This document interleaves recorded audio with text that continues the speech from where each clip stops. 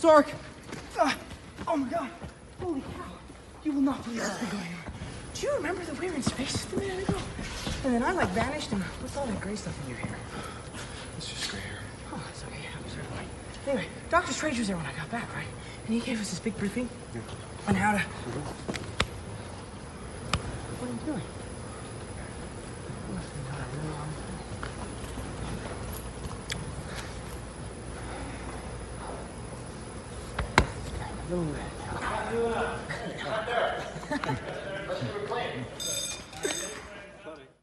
Hi everyone, it's Charlie. We got a whole bunch of Avengers Endgame deleted scenes to talk about. Hopefully you've had a chance to see the movie by now. It's been out for a couple weeks. Based on the box office, most of the planet has probably seen it. So I'll start with the Iron Man stuff, but they also posted a clip of the Russos talking about a lot of other big deleted scenes that they cut out of the movie at the last minute, so I'll include that in the video too. If you're new to the channel, be sure to subscribe to get all the Marvel videos. There's a new round of that Infinity Gauntlet giveaway too. All you have to do to enter is be a subscriber and leave an Avengers comment on the video. And it should go without saying that of course there's going to be way more deleted scenes when they release the Blu-ray later this summer. We don't have a release date for that yet, but yes, I am sure that there's going to be some giant box set with every single Marvel movie in it at some point.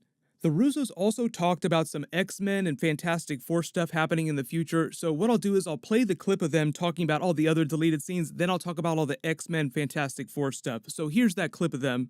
You know, Lebowski Thor versus Buff Thor, presumably. We did have that. We did actually. There was a sequence where they couldn't finally confront one another in Asgard, and I can't remember exactly why we moved off of that. I mean, I think maybe it was that we were just... got overly complicated, and then we liked the Cap versus Cap better. But also, I think we also deferred to, you know, the storyline between Thor and his mother was so resonant that we really wanted to run. That was really more a part of Thor's journey and repair than confronting his former self. Right. So that's really what happened there, why we flowed with that. Captain Langford, what's the bottom? What happened there? Was she going to be Cassie at some point? Was that No, she wasn't going to be. What was that? There was an idea that we had that Tony was going to go into the metaphysical way station that Thanos goes into. Remember where Thanos saw his daughter? Yes. When he snapped his fingers, and that there was going to be a future version of his daughter in that way station. And it got... So that's Morgan grown up a bit. Yeah, exactly. We showed it to a test audience, and it was really confusing. What we realized about it was we didn't feel an emotional association with the adult version of his daughter. Right. So it wasn't ringing to us and resonating with us on an emotional level, which is why we moved away from it. So you shot it, just did it. Yeah, I mean, the intention was that his future daughter, because these are the stones we're dealing with, so it was magic. His future daughter forgave him and sort of gave him peace to go. And the idea felt resonant, but it's just too many ideas in an overly complicated movie. I feel you have said that there was more to that battle, that there was some more beats to it. Is there any stuff that you missed about cutting from that final? There's always more beats to the battle. Battles traditionally at this scale, and then we try to pull them down to their essential elements. Sometimes when you get in the edit room and start playing around with it, the structure doesn't sustain, or you find a better structure and a better path through it. And some beats you think are going to work don't work quite as well as others, and then there's sort of battle fatigue. So we had a lot of people on that battlefield. So there were other, including Howard the Duck, apparently. There were other beats. I think there was like a Rocket and Groot reunion moment. There might have been a Ant-Man and the Wasp reunion moment, but it just started to feel like an endless series of reunions. Where there are future movies coming and those moments can be had. Second choice for the name besides Endgame? There must have been it was Gauntlet, Infinity Gauntlet for a long time. When we sorry, this is not too rapid fire, but when we went to Korea to promote this movie, the representatives from Disney there came up to us and said, "There's something we need to tell you." In the translation of Infinity War here in Korea, when Doctor Strange says to Tony, we're in the Endgame now, the way we translated that here was no hope. So we're like, oh, so I guess, so in Korea, is this movie called Avengers No Hope? Because it's depressing, geez. It's not going to do well. But Infinity Gauntlet was the title for quite a long time, actually. So the Russos dropped a whole bunch of big bombs during that, but obviously the scene at the beginning of this was a longer version of the Iron Man Spider-Man reunion during the big battle before Iron Man used the Infinity Gauntlet. They're actually calling his version of the Infinity Gauntlet the Nano Gauntlet. They'll be selling that in stores pretty soon. The Russos talk about the Lebowski Thor versus Dark World Thor when he was in Asgard during the events of that movie. They cut that just because they liked the stuff that they were doing with Thor's mother more. I agree that was probably more important for his character during that moment, so it was a good choice. But for those of you that are asking about Thor stealing the hammer from that version of Thor, Captain America wound up taking it back when he took all the Infinity Stones back to where they stole them from. So eventually, Dark World Thor wound up getting his hammer back. But the thing that really blew my mind was actually the Catherine Langford deleted scene. So Catherine Langford was rumored to be in the film. Everyone wondered who she was playing. Is she going to be someone's daughter, like a future version of someone that's part of the Young Avengers? Because we have the adult version of Cassie Lang, which was also a bit of a teaser for future Young Avengers stuff happening in the MCU. So it would just make sense that they include another adult female character like that. She's probably tied to one of our existing characters.